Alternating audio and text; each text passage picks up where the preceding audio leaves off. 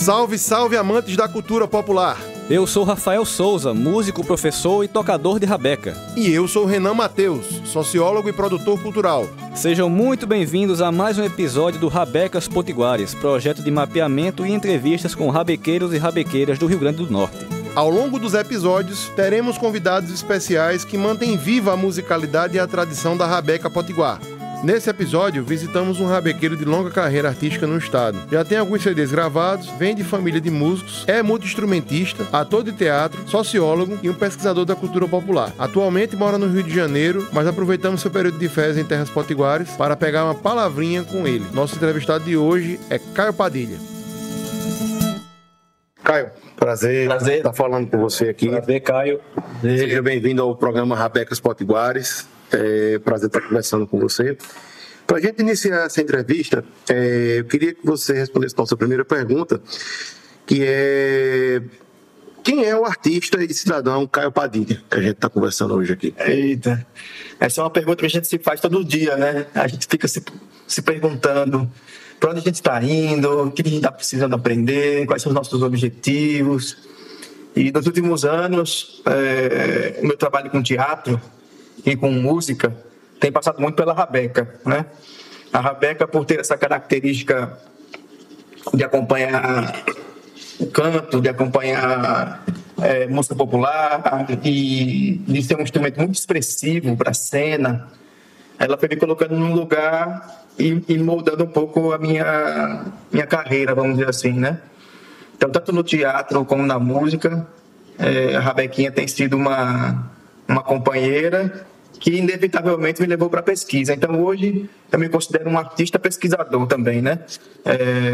Estou dentro da universidade também, produzindo conhecimento sobre rabeca, sobre rabequeiros, fazendo também, como vocês, um podcast, né? Memória da Rabeca Brasileira.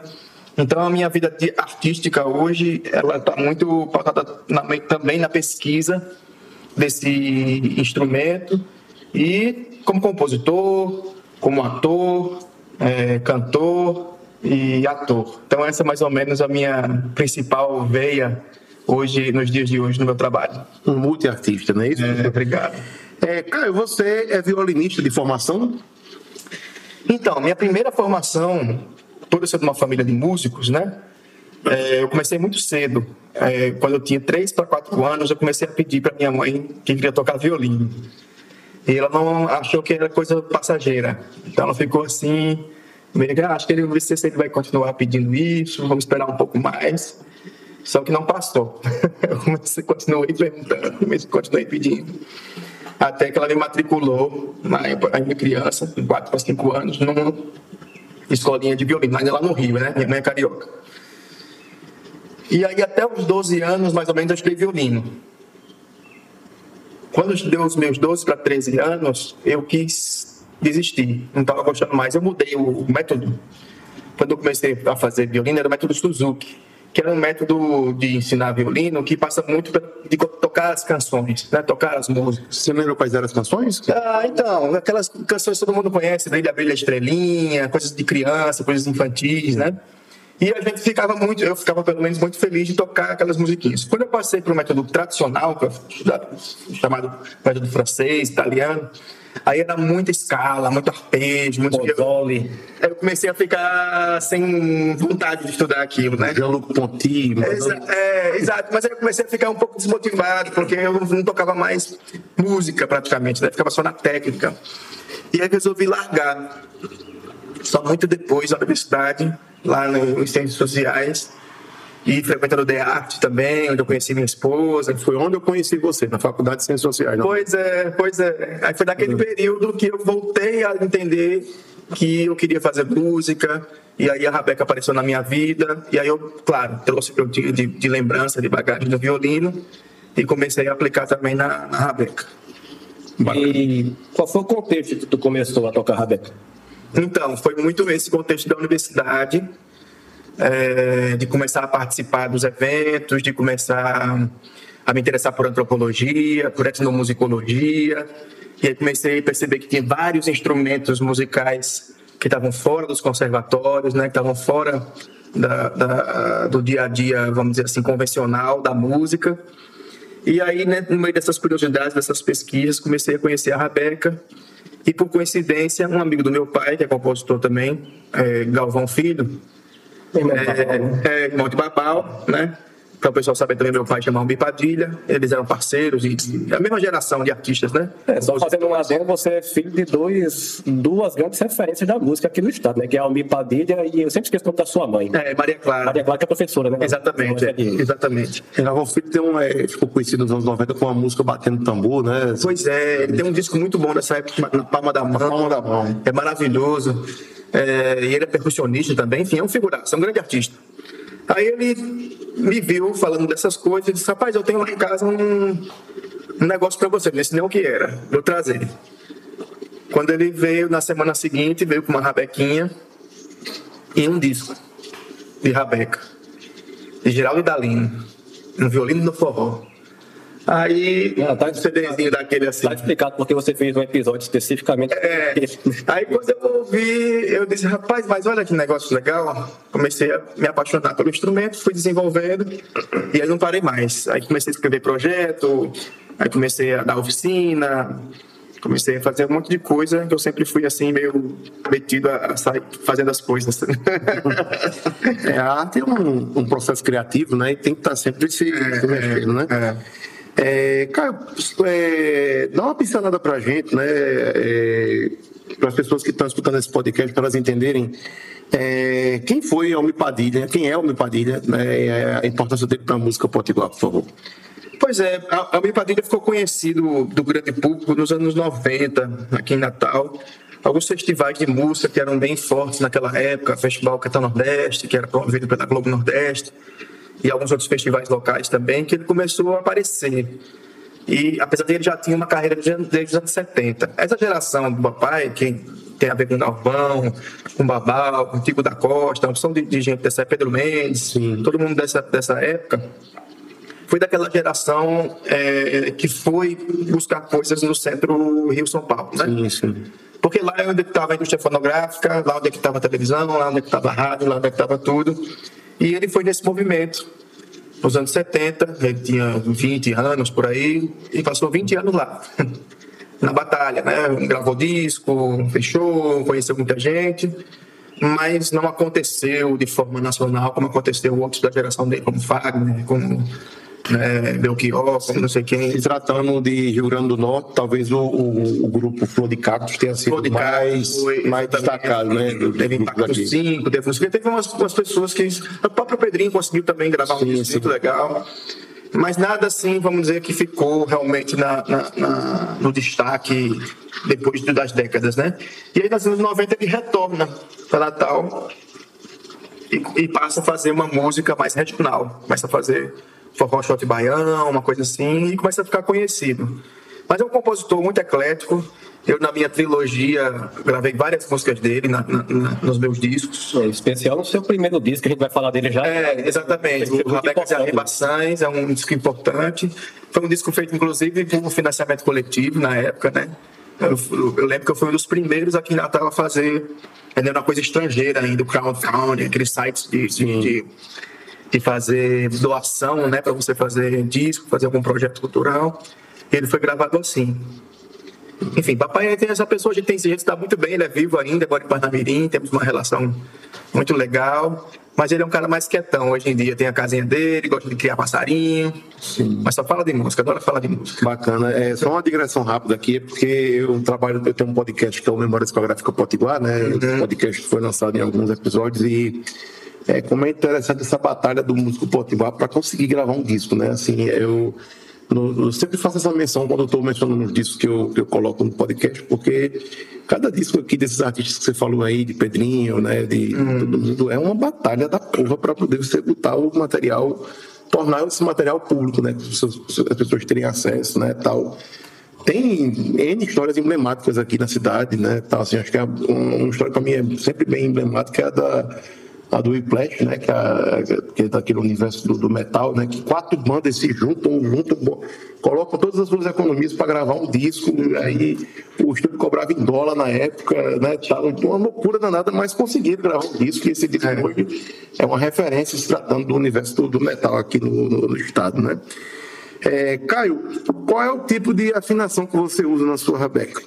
Então, eu uso afinação de violino, bandolim, né? Que é Mi, Lá, Ré, Sol, ou Sol, Ré, Lá, Mi, do grave do agudo.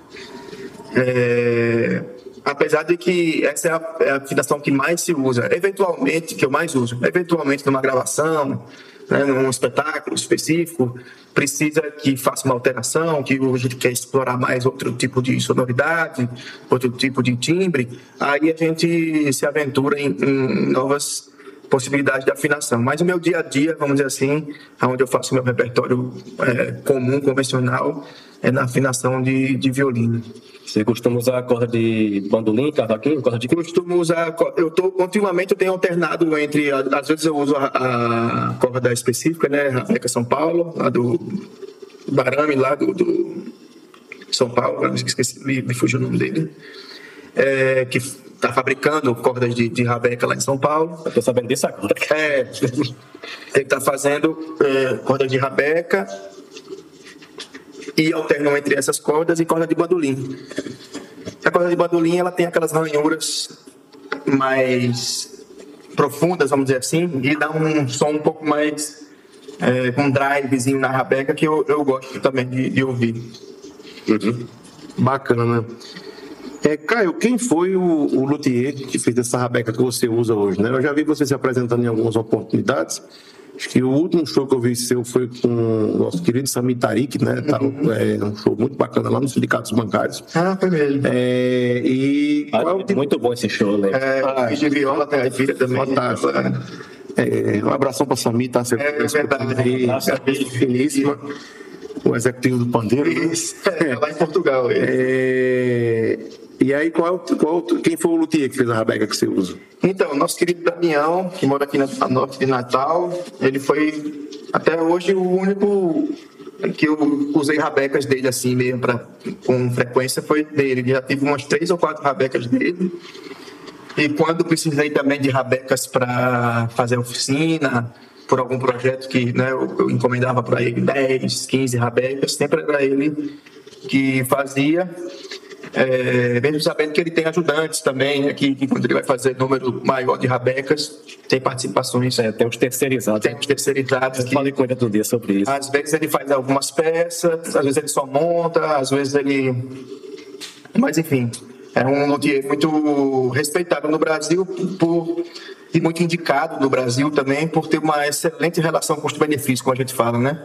É uma rabeca de um valor acessível, frente ao que está se praticando hoje nos luthiers mais, né, renomados. E tem uma qualidade de afinação boa para um iniciante, Ele mesmo já coloca eletrificação embutida no instrumento, isso também facilita a vida de quem vai tocar no palco, né, quem vai tocar... E envia para o Brasil todo, né? E envia para o Brasil todo. Bacana. Caio, você falou aí, você chegou a citar a questão da compra de cordas de rabeca lá no sudeste do Brasil. O Rio de Janeiro, por exemplo, que é o estado hoje que você mora, tem fabricação de rabeca? São Paulo também? Você conhece o trabalho que é feito lá? Então, tem hoje um esforço muito grande de catalogar os luthiers, né, pelo Brasil. Geralmente, as pessoas que fazem rabeca em Rio, São Paulo, não fazem só rabeca, né? São luthiers que já fazem outras coisas e que colocam rabeca no seu menu também, porque o luthier ele tem uma característica interessante, que geralmente eles estão tão apaixonados pelo ofício, né, de fazer instrumento, que eles gostam dos desafios de instrumentos como esse, que permitem uma certa liberdade de criação que às vezes outros instrumentos não permitem. Eu quero dar um exemplo seguinte: se você fazer um violino, você tem que respeitar toda uma organologia, uma milimetria do instrumento, que às vezes te deixa mais, vamos dizer assim, tímido para, eu dou conta de reproduzir esse standard, né, de reproduzir essa coisa europeia, não sei o que, blá, blá. Como a rabeca nela existe uma liberdade maior de formato, de tamanho, então os luthiers que são mais apaixonados por essa criação, por essa busca, gostam de fazer esses instrumentos. Então, todo esse rodeio para dizer que a gente encontra construir rabeca em todos os estados do Brasil. Nesses tempos que eu estou falando, não necessariamente aquele cara que é conhecido, faz rabeca para todo mundo, que não sei o quê. Mas é muito comum encontrar alguém que fez uma rabequinha. Ou então, eu estou começando a fazer loteria, comecei a fazer por uma rabequinha, que supostamente me dá uma liberdade maior de errar, de experimentar. Você saberia dizer se, por exemplo, marcas famosas como a Giannini, por exemplo, faz rabeca? Não faz, não que eu saiba. A Giannini e também aquela outra, tem feito violas também, Rosine, né? A Rosine também tem feito instrumentos assim, como viola caipira, ou viola brasileira, como se cavaquinho, né? Cavaco, etc. Mas rabeca não. Inclusive é muito difícil você encontrar uma rabeca numa loja comercial, de música comum, né? Sim. É muito incomum. Você geralmente tem que encontrar alguém que já tem uma para vender, né? Que está passando para frente, ou conhecer o luthier e aprender a... porque também tem uma coisa, né? Não é tão simples conversar com um Damião da vida, por exemplo, dizer assim, eu quero uma rabeca e pronto, faz aí para mim. Exige uma maneira de você entender como é que o cara age, como é que o cara conversa, como é que o cara se comunica, como é que é o ritmo de trabalho do cara, como é que é a vida da pessoa. Então tem o mundo da rabeca tem essa peculiaridade. É muito mais pessoal as coisas, tem uma pessoalidade muito maior do que em outros instrumentos que você vai ali e compra, passa o cartão e pronto, e vai embora. Não, a rabeca não, você cria um vínculo com a pessoa, né? É muito interessante isso. Bacana.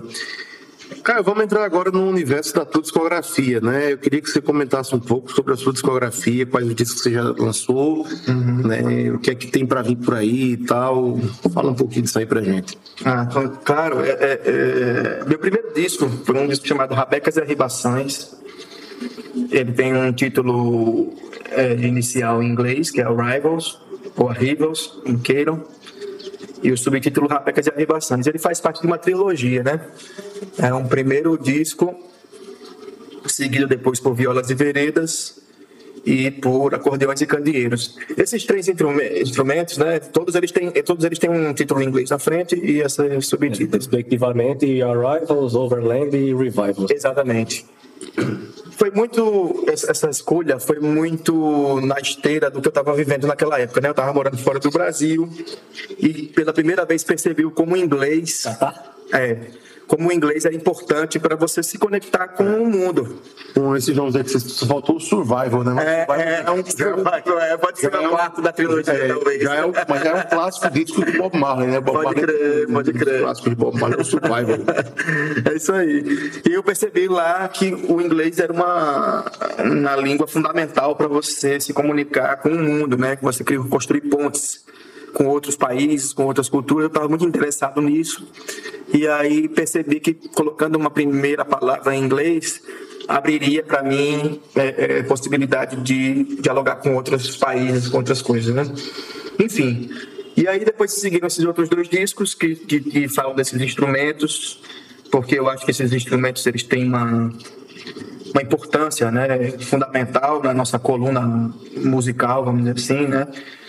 Nordestina, então acordeon, a viola caipira e a rabeca eu entendia como uma espécie de santíssima trindade assim da melodia nordestina. E depois surgiu também, nesse meio tempo, surgiu o Sonho de Rabeca no Reino da Bicharada. Esse CD é sensacional. O Sonho de Rabeca no Reino da Bicharada começou como um espetáculo de teatro. A gente sempre trabalhou com contação de história, no grupo Estação de Teatro, que é o grupo que eu ajudei a fundar 15 anos atrás. Era você, Sami e... Isso, nesse espetáculo era eu, Sami e Ananda Krishna, que hoje é Ananda K. Era Ananda? Era. Nossa, eu não sabia disso. E ele teve até um período que tinha mais gente, a gente fez com banda, enfim, esse espetáculo ele era bem aberto, assim, a cada ano ele se transmutava um pouco, porque a contação de história, a oralidade, ela permite você fazer essas edições.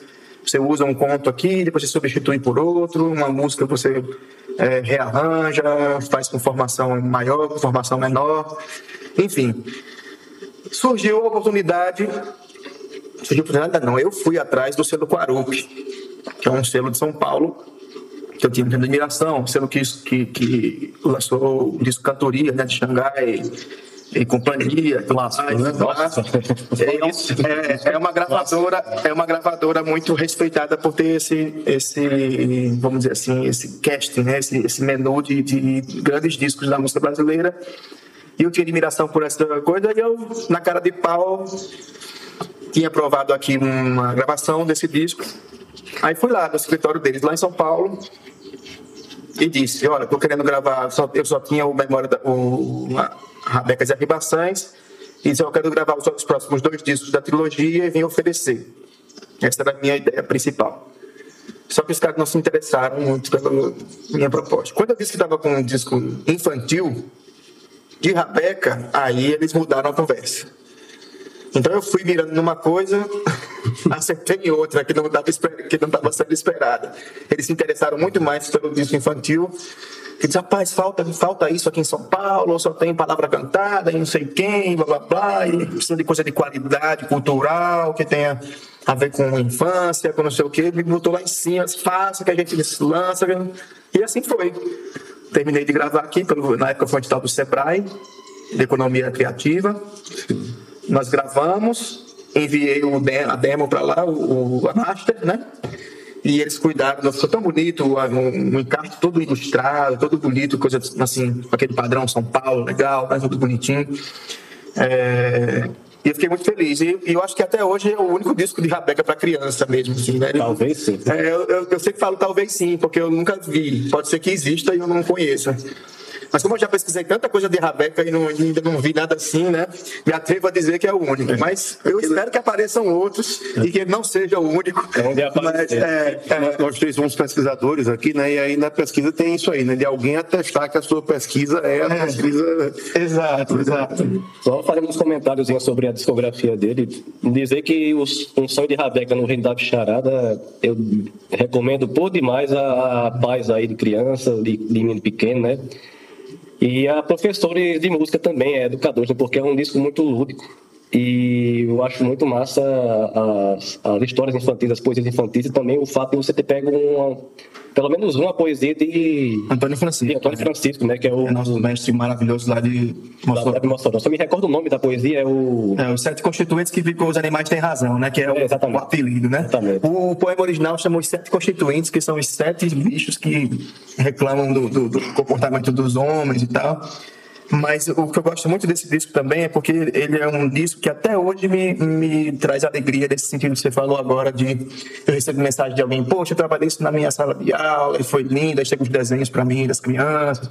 Ou então um pai ou uma mãe que diz: olha, eu queria agradecer você porque seu disco toca sempre aqui em casa, é um momento maravilhoso com meu filho, blá, blá, blá. Então o trabalho para criança, ele tem às vezes essas recompensas inesperadas. Quando você vê um negócio que já tem mais de 10 anos, 10 anos não, desculpa, acho que é 2019, tem uns 5 anos já, e ainda hoje eu recebo coisas assim desse naipe, né? A gente fica bem feliz. Amizade é a chave que abre a porta do castelo onde mora o coração. Isso aí, como diz Antônio Francisco. Tem banda, um abraço para ele. Bandaneiro. Aí tem várias coisas do macaco, da briba e da biriba, várias coisas legais. É uma fauna. Bacana. Tem algum disco novo para vir aí? Você está preparando alguma coisa? Isso é um tema interessante, porque você sabe muito bem, você pesquisa isso também. A fonografia hoje, né, a gravação de disco, está um desafio muito grande para o artista, no sentido da monetização dele, né, do retorno financeiro do disco, né? Então, gravar um bom disco é muito caro, né? Custa dinheiro você fazer um disco com músicos de verdade, com arranjo, com produção legal. E o CD não vende mais, né? As plataformas não pagam nada, pagam frações de centavo por play, né?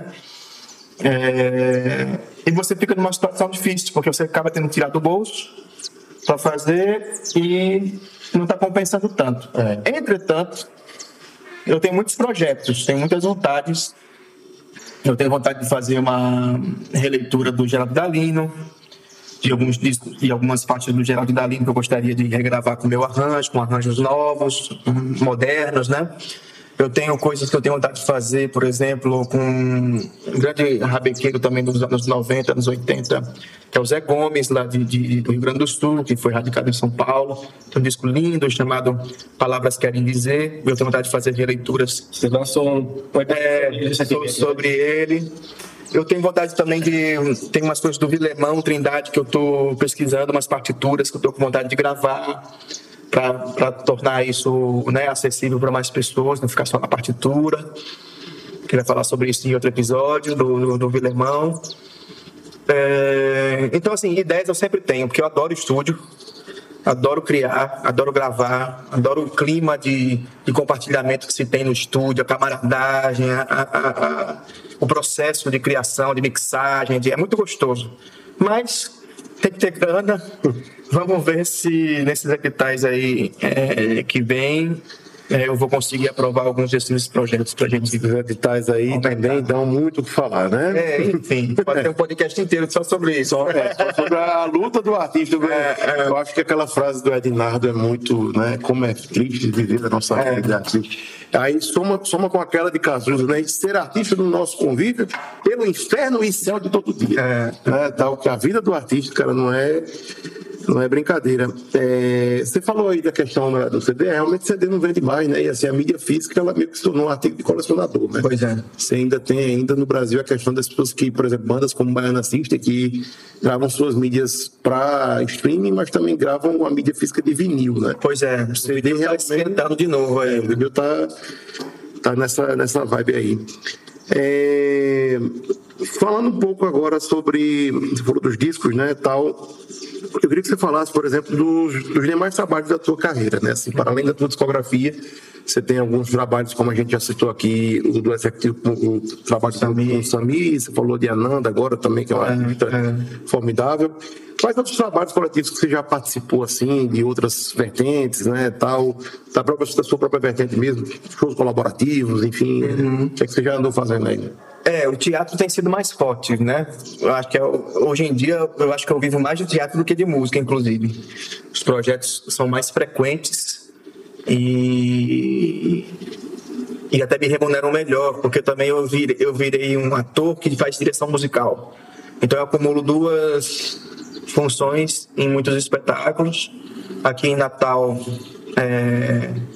os que estão mais recentes, vamos dizer assim, é o Clenildes e Clenores, da Casa de Zoé, o Darwin, Sinapse Darwin, o Meu Seridó, enfim. Também viagem para Aracaju. Você faz essas 3 peças aí? Eu fiz direção musical das 3. Parabéns pra você, cara. São espetáculos de altíssimo nível. Eu tenho que conhecer ainda. E 2 deles eu tô em cena, né? O Meu Seridó e o Darwin. Agora não tanto, porque eu tô morando no Rio. O Clenildes e Clenores tem a participação também daquele rapaz, o Robson, né? Isso, o Robson. Grande Robson. Robson Medeiros, lá de Jaduí. Exatamente. Figura, exatamente. Participou do Cangaço, do filme do Cangaço. Do Cangaço no da melhor qualidade. É verdade. Então, uma equipe grande abraço, Robson. Grande abraço para ele, um querido. Uma equipe muito boa, fico muito feliz de encontrar essas pessoas. E isso abriu portas, a qualidade desses espetáculos que você se referiu agora, me abriu portas para sair e ser convidado para outras coisas, né? Então, sou a direção musical de um grupo muito importante lá em Aracaju, que é o espetáculo de Mulamba Filó, e o espetáculo Os Mambembes, que eu fiz agora também lá no Rio, com pessoal muito qualificado também. Você inclusive toca sanfona, né? Toco acordeon também nesse espetáculo, com Cláudio Abreu, com Paulo Betti, Júlia Lemers, Débora Evelyn, Leandro Santana, enfim, uma turma muito boa. E a gente fez Pará, Maranhão, Espírito Santo e Minas Gerais agora, no final do ano que passou. Artistas globais, né, que são, às vezes são mais lembrados por conta das novelas, mas tem uma carreira no teatro bem sólida também, né? Como toda aí que você falou. Exatamente. Cinema também, muito, muito forte. Então, acabou que eu fui um pouco tragado por essa necessidade do teatro para músicos ecléticos, né? Músicos que tocam mais de instrumento, que compõem, que cantam, que não sei o quê. Então, eu que também estou esperando que isso abra portas legais no futuro breve. Bacana. Cara, você já tocou em algum grupo tradicional, uma espécie de boi de reis, assim, alguma coisa, algum grupo parafolclórico, alguma coisa assim? Isso é uma lacuna na minha vida, porque apesar do interesse, né, que eu sempre tive por essas manifestações todas, e ficou muito no plano da pesquisa. As vivências foram muito pontuais. Quando eu participei um pouco do Conexão Felipe Camarão, cheguei a dar aula lá, por exemplo, foi uma ocasião. Quando eu viajo para um congresso, para um evento X que está tendo lá algum grupo, aí eu me aproximo, vou visitar a sede, vou não sei o quê, para dizer que assim, fiz parte de um grupo ou, né, realmente vivenciei uma vida de algum grupo desses, nunca.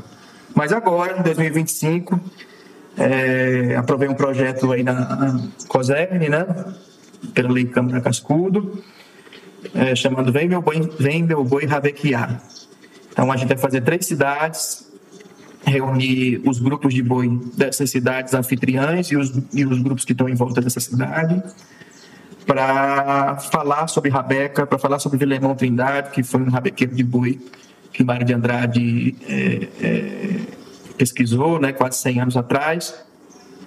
E a ideia é meio que trocar os saberes entre o que foi escrito, entre o que foi grafado e o que está sendo feito hoje, saber o que é que se reconhece uma coisa na outra, né? Se as coisas que o Vilemão informou para o Mário ainda estão sendo tocadas, o que está sendo tocado, o que não está, o que está diferente, o que está igual, e a partir daí revitalizar um interesse pela rabeca nos bois, porque a gente percebe que a realidade hoje dos grupos é de disputa por poucos rabequeiros ativos, né, nesse conhecimento, porque não é só saber tocar rabeca, é saber tocar o repertório dos caras, né? Então, assim, eu, por mais que eu saiba tocar rabeca, eu não vou chegar num boi e mandar bem, não exige vivência, exige repetição, exige aprendizado, exige pertencimento, Conhecer o repertório, conhecer o território que aquele boi está, como funciona. Então não é tão simples assim, né? Essa aí também é uma lacuna na minha trajetória enquanto tocador de rabeca. Eu sempre falo para Osawa, por exemplo, Osawa de Felipe Camarão, que eu só vou dizer que eu sou um rabequeiro quando eu, por exemplo, participar de um boi de reis. Pois é. Osawa teve esse privilégio, né? Exatamente. Ele se formou nisso, né? Porque ele cresceu ali no bairro, que tem um dos bois mais tradicionais, mais importantes, não só do Natal, como do Rio Grande do Norte, né? Então ele viu de perto os mestres e o Conexão Felipe Camarão sempre teve o boi como um centro pedagógico, vamos dizer assim, né? Da rabeca e de outras coisas também. Então ele cresceu, tanto é que ele é professor lá hoje, né? Super respeitado, um cara muito bacana. Um abraço para o Osvaldo aí também. Toca algumas coisas aqui da Grande Natal também, né? Exatamente. Na igreja da Cruz da Cabocla, né? O boi acontece na frente dessa igreja aí. Lá em Felipe Camarão. Exatamente. Um abraço a todos aí que estão escutando esse podcast. O que é que o artista Caio Padilha gosta mais de tocar na rabeca? Assim, no momento de diversão. Tá sem fazer nada, quer pegar a rabequinha para tocar e toca o quê? Assim? Eu gosto das cantorias, né? Gosto das toadas. Eu gosto muito da tradição do rabequeiro cantador, né? Que pega as formas tradicionais do verso, né? Da cantoria e traz para a rabeca. Então, o meu momento de maior prazer com a rabeca, assim, é cantar esses romances, cantar essas narrativas, cantar essas canções rimadas, né? E ultimamente também tenho me aventurado um pouco mais no forrozinho também, tenho gostado mais do forró coco, né? Forró baião, é uma coisa que eu venho aproximando mais, mas sempre com a coisa da voz. Engraçado que a rabeca, para mim, sempre foi um instrumento muito atrelado à expressão do canto, né? De me acompanhar cantando, de tocar. Poucas faixas eu gravei, acho que poucas ou nenhuma, não sei, eu tenho gravada, de instrumental de rabeca, vamos dizer assim, né? Pode até ter um intermezzo instrumental longo e tal, alguma coisa assim, mas sempre cai na rabeca cantada, né? No rabequeiro cantador é sempre a minha predileção. do instrumento. É um rabequeiro mais vocal mesmo. O Arrivals tem um pouco mais de rabeca. O Overland já tem bem menos. Bem menos, né? O Arrivals praticamente não tem, eu acho, né? Praticamente não tem. É uma faixa e bem muito discreto, né? É muito mais uma rabeca de efeito, dando uma ambiência, uma atmosfera. Eu acho que esses próximos discos que eu citei agora há pouco, se eu conseguir aprovar... O Survival, né, que a gente tá... o Survival, quem sabe? Exatamente. Então, no grande eu acho que eles vão ser mais rabequísticos, assim, nesse sentido de a rabeca ser mais solista, ser mais... Embora você já cedeu uma música sua, que é cantada também, mas tem uma boa parte dela instrumental, para Cláudio gravar, né? Exatamente. Cláudio gravou lindamente. O nome dela é... Silva, roda tem alguma... Eu esqueci o nome da música agora. Né? Puxuaco Rabequeiro. Puxuaco Rabequeiro. Então, já aproveita e dá uma palhinha. Vai? Se forró diz alguma nem pandeiro, lenga o pega do tria, tchaco do chinelo. Forró ninguém se vale nem se mexe, puxa o arco rabequeiro, se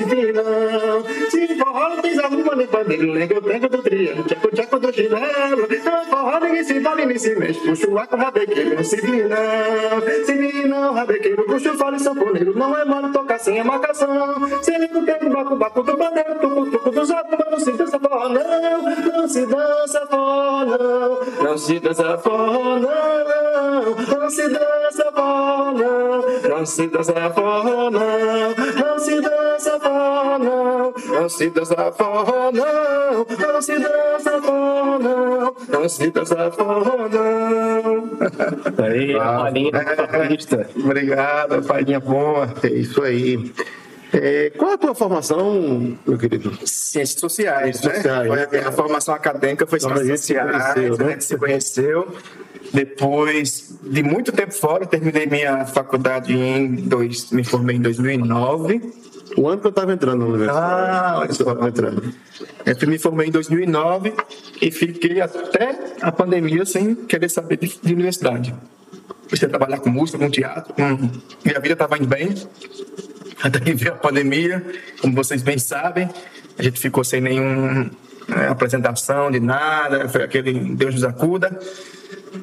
Aí quando eu me vi sem agenda de nada, eu disse, rapaz, eu preciso voltar a estudar, preciso ter um plano B, porque ficar só contando com essa vida de músico, de ator. Aliás, só um parênteses aqui, né? Eu acho que a pandemia foi um período assim, muito cruel, sobretudo para os artistas, né?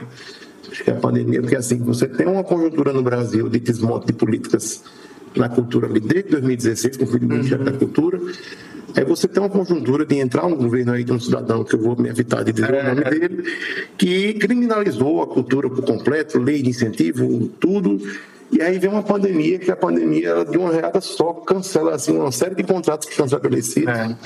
E aí, esse somatório de fatores para sobreviver disso aí, foi bem complicado. E muito embora tenham ocorrido as lives, né, ainda tem o prejuízo de você não ter o contato com o público. Ainda tem esse detalhe. Aí, assim, exatamente, foi horrível nesse sentido e a gente tentou aproveitar da melhor forma. Foi ali que começou a Memória da Rabeca Brasileira. Contato direto, que eu quero dizer. Né? Porque aí os nomes da Rabeca, que hoje não tem agenda para nada, se você for telefonar para ele, naquele tempo estava livre. Então eu aproveitei que Antônio Nóbrega estava livre, Siba estava livre, Renata Rosa estava livre, Marcel Salu estava livre, todo mundo estava livre. Então foi bom para o meu podcast na época, para o videocast. Ele entrevistou a gente até da Colômbia e do México. Foi. Aí começou a lista começou a ficar muito riscada, com poucas opções. Eu disse, não quer saber como é que está esse povo lá fora falando de Rabeca, né? Porque tem isso, as redes de contato, elas funcionam assim, né? Você me conhece, a gente bate um papo, daqui a pouco eu sou ponte para você acessar outra pessoa, que é ponte para acessar outra, e quando você vê a rede... Aquelas teorias dos 3 contatos, né? Você tá 3 pessoas de qualquer pessoa. De qualquer pessoa. Nós tivemos um professor na Faculdade de Ciências Sociais que adorava fazer esse exercício das redes, que era o professor Edmundo. O professor Edmundo às vezes colocava esse exercício para a gente fazer nas Ciências Sociais, que era bem prático mesmo, a gente acabava vendo coisas assim interessantíssimas nesse sentido, né? Então, aí voltei a estudar, aí fiz prova para mestrado, aí passei, Aí terminei o mestrado, já emendei no doutorado. Mestrado em música? Em antropologia. Antropologia, né? É. Bacana. Quem foi de orientador, não? Edmundo. Edmundo Pereira, né? Tá lá no Museu Nacional. Tá no Museu Nacional também. Grande Edmundo. Grande Edmundo, figuraça. Abraço pra ele. Gente finíssima, gente da melhor qualidade. Foi coordenador do Departamento de Ciências Sociais. Foi, inclusive, na época que eu fui pro PIBID, ele participou de algumas atividades do PIBID também. É uma figura incrível, assim, lembro muito de alguns autores. Tanto é que eu fui para lá por causa dele. Quando eu fui voltar a estudar, eu me lembrei quem era um professor legal para procurar, para me orientar. E puxei na cabeça, Edmundo, onde é que está Edmundo? Aí deu o Google, estava lá no museu. Aí fiz prova para lá justamente para reencontrá-lo e achei que seria um bom cara para retomar meus estudos e falar sobre Rabeca, falar sobre Fabião, falar sobre não sei o quê. Edmundo que caiu nas ciências sociais meio de paraquedas, mas se tornou um antropólogo para mim de referência a nível de ele virou referência no Brasil. Gosta muito de música, é músico também, gosta muito de música. Exatamente, é jornalista, né? E aí foi escalado para cobrir matérias ali daquela situação, naquele contexto de Chico Mendes ali no Acre, né? E o resto é história, né? E, enfim. Quais as implicações da tua graduação em Ciências Sociais na tua formação musical? Na Rabeca? É muito legal, porque Ciências Sociais é um conhecimento tão abrangente, né? Que ele serve para tudo, né? Se você faz Ciências Sociais, você termina uma graduação ou pós-graduação, seja o que for, você percebe que para qualquer área que você vá, aquelas ferramentas ali, né? Elas vão te influenciar, vão te auxiliar. Não tem emprego, né? Mas a formação é muito interessante, né? Torna a gente, principalmente a capacidade de pesquisar, a curiosidade de pesquisar. Acho que é o que mais influencia no meu trabalho hoje, porque é muito difícil você se propor fazer projetos culturais se você não tiver pesquisa. Fica muito vazio, se eu simplesmente, porque eu aprendi a tocar tais músicas e não sei nada sobre a memória do instrumento, não sei nada sobre fica complicado de você expandir aquela cultura para outros lugares, né? Então, acho que o principal legado das Ciências Sociais na minha vida de artista foi a pesquisa, o gosto pela leitura, o gosto pela escrita, né? E o gosto pelos livros, de querer saber as coisas com detalhe, de ir atrás e de entender as coisas para além do seu círculo menor. Ver mais universo nas coisas. Né, ver as coisas com mais conexões com outras e tal. Acho que isso é Ciências Sociais. Eu estou só me admirando aqui, né? Porque você acabou trabalhando com o professor Edmundo, né? Que também é um cara que trabalha com cultura popular, obviamente, mas a gente tem um outro professor na antropologia, que é o professor Luiz Assunção. Luiz Assunção, que é referência. Ele é referência na área de cultura popular. Agora, também me vem à memória que Luiz Assunção trabalha mais com a questão de religiosidade, né? Ele tem um mapeamento grande. E a gente não teve contato próximo na minha graduação. Acho que foi isso também que pesou para eu não ir atrás dele, porque o meu critério de escolha, de orientação para o meu pós-graduação foi muito critério pessoal mesmo, de camaradas. Sim. Quem é que eu tive uma boa relação, que eu tive uma relação estreita? Porque eu sempre via meus amigos de pós-graduação, antes de eu fazer, né? Meu orientador não sei o quê, preocupado, chateado, não sei o quê. Aí eu já ouvia isso, disse, não, quando eu for fazer, eu vou procurar alguém que eu tenha afinidade mesmo para a coisa fluir com mais, né? Pelo tempo de graduação que você falou aí, você foi contemporâneo de Bruna Hetzel, não foi? Bruna Hetzel, ela é minha... Ela não é minha veterana. Eu já entrei depois dela. Sim. E por onde é que anda a Bruna Hetzel? Ela tá na Suíça, ou na França. Um desses países aí. Bacana. Caio, qual o panorama atual da Rabeca hoje a nível de Rio Grande do Norte e a nível de Brasil? Assim, como é que você vê a Rabeca enquanto instrumento? Qual o panorama hoje da Rabeca brasileira? Olha, a Rabeca sempre foi forte no Brasil, né? É um instrumento que facilita muito o tipo de... Os êxodos sociais que nós tivemos no Brasil sempre. Um instrumento de muita portabilidade. É um instrumento que pode ser fabricado com madeiras acessíveis, né? Tem uma diversidade de inserção muito grande, né? Tanto nas culturas populares como na música, né? Urbana também, na fonografia brasileira, etc. Eu acho que o que diferencia as fases da Rabeca é a atenção que é dada para ela em determinadas décadas, o tipo de recorte, o tipo de enfoque que é dado a ela, ou pela imprensa, ou pelos folcloristas, ou pela academia, ou pela... Então a gente tem uma primeira parte do século XX, né? Ela sendo um pouco tratada como um instrumento inferior ao violino, como um instrumento rústico, como um instrumento rolfenho, como um instrumento não sei o quê, blá, blá, blá. A partir dos anos 40, começa a ter um interesse etnomusicológico pela Rabeca, né? Você começa a ver os musicólogos viajarem, fazer gravações, fazer transcrição de partitura. Final dos anos 30, começo dos anos 40, começa esse movimento. Depois dos anos 70, você tem essa revalorização pelo armorial, né? Foi uma nova releitura da importância da Rabeca. Aí nos anos 90 tem a coisa do Siba e daquele mestre Ambrósio, não sei o quê, e outras coisas. E agora está numa fase também de uma abordagem dos violinistas, né? Muitos violinistas com curiosidade de diversificar a sua expressão. Violistas também. Violistas, de encontrar uma linguagem brasileira para o seu instrumento. Está voltando um pouco essa coisa da linguagem nacional, da expressão popular, da expressão não sei o quê. Fico imaginando, por exemplo, uma banda que eu acho que ela daria perfeito com a Rabeca seria o Baiana System. Já teve uma participação de Siba, né, com eles. Eu acho que o Baiana System, um dia, o Russo Passapulso, ele vai ter essa visão e vai, né, colocar rabecas ali na coisa que eu acho que... É cabível, porque a Grande Salvador não tem essa cultura, mas... Exato. Ou, às vezes, não faz parte da representação que você tem daquilo ali, né?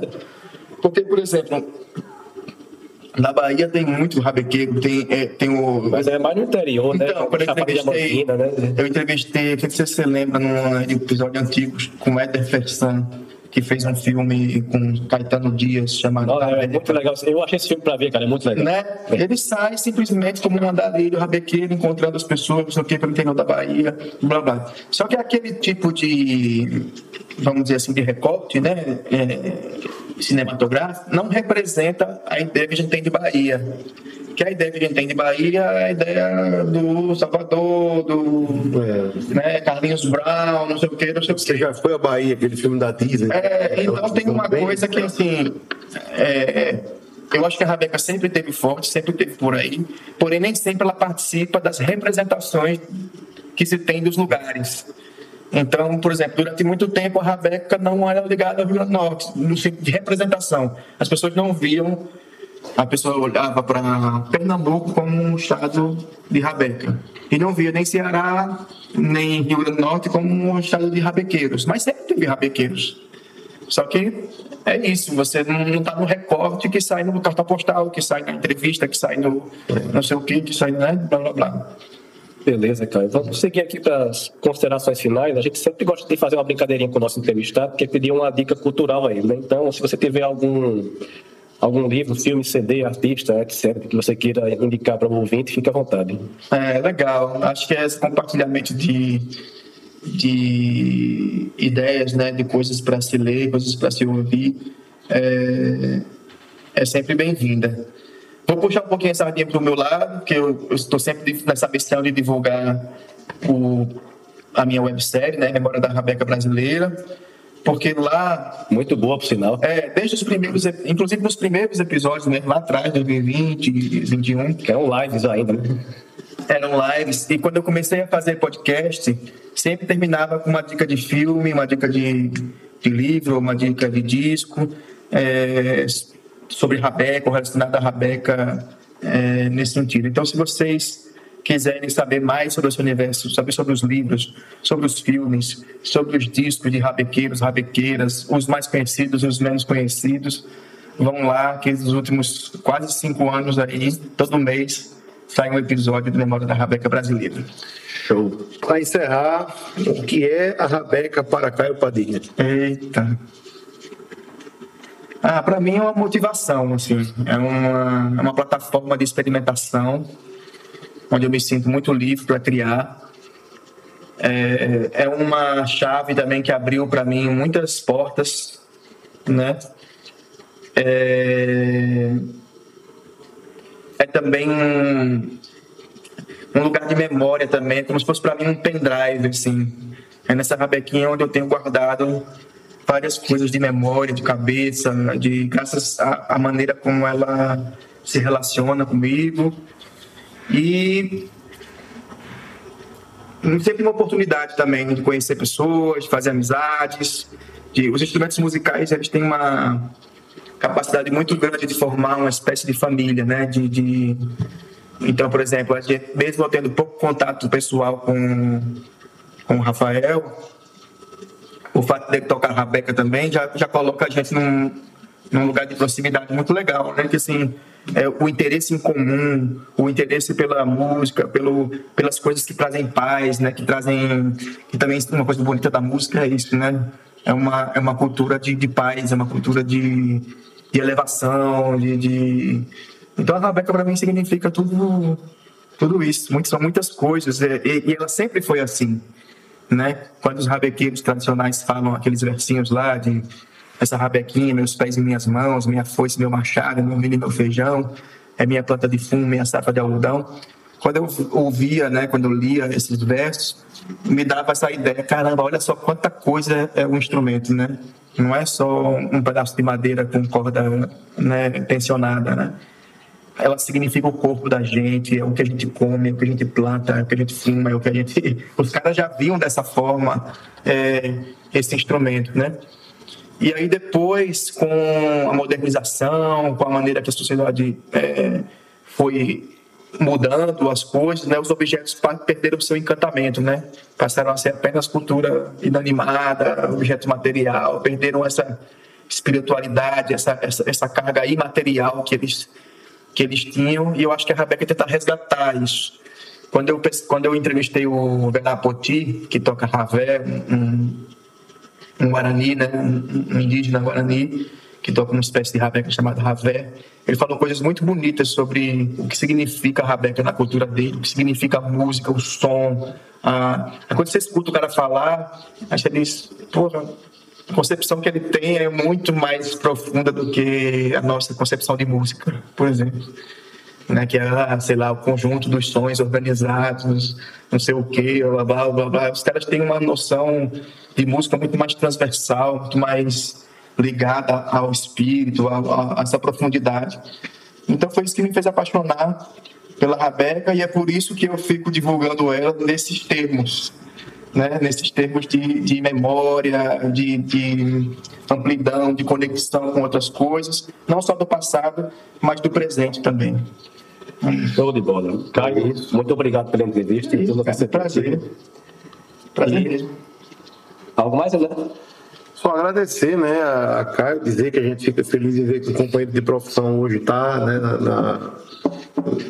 fazendo sucesso aí, né, no mundo da arte, que é um caminho também que eu acho que as pessoas da ciência social deveriam explorar mais esse trabalho na cultura, dos editais, e, né, ter essa visibilidade também. Parabenizar ele por essa trajetória e dizer que a gente está aí, tá? E é isso, né? Viva a rabeca, viva a cultura, viva a democracia, né? Essa aqui, né? Viva tudo isso. E para encerrar a participação do grande Caio Padilha, segue uma palhinha musical dele, a música Rabeca Matutina, faixa do seu primeiro álbum, o Rabecas e Arribaçãs. Faixa essa que, inclusive, conta com participação do seu pai, o grande músico potiguar Almir Padilha. Saudade doce, saudade braba, saudade saudade danada. Depois quis fazer um poema e começava dizendo: a lua alumia, a lua alumia. Mas saudade interrompia e dizia: mentira, mentira, que o sol só nasce de dia. A lua não é gemar de ouro, uivo de lobo, labareda sobre o mar. É prata de tolo, fogo que reluz do fogo. Misterioso é o rosto da pedra lunar. A lua se vai com a cantoria da passarada no meio do coqueirá.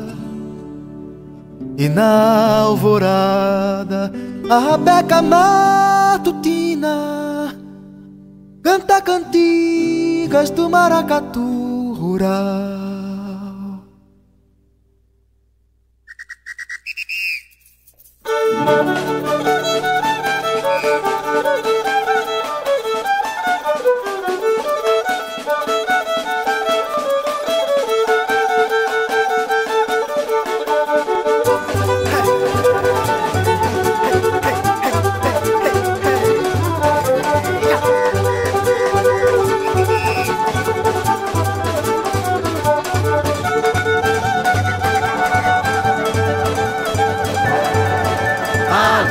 Não é gema de ouro, uivo de lobo, labareda sobre o mar. Prata de cor, fogo que reluz no fogo, misterioso é o rosto da pedra lunar. A lua se vai com a cantoria da passarada no meio do coqueiral. Na alvorada, a rabeca matutina canta cantigas do maracatu.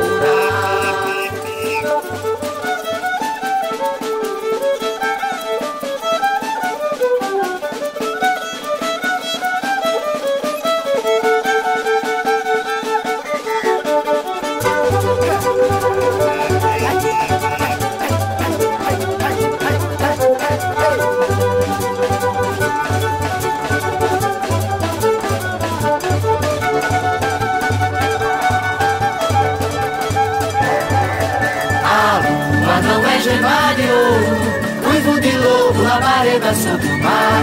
Prata de cor, fogo que reluz no fogo, misterioso o rosto da pedra lunar. A lua se vai com a cantoria da passarada no meio do coqueiral. E na alvorada a rabeca matutina canta cantigas do maracatu.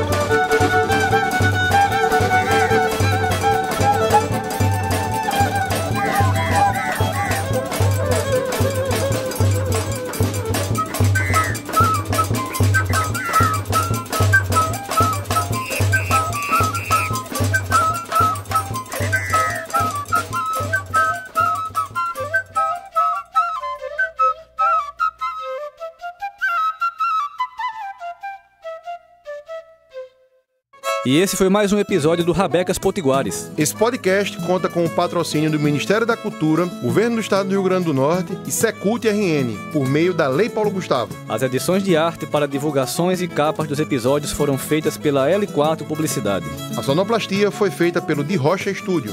Nos acompanhe também em nossas páginas no Instagram para mais divulgações e novidades. @Rafael Rabeca e @Renan Matheus Oliveira. Ficamos por aqui e até a próxima. Valeu!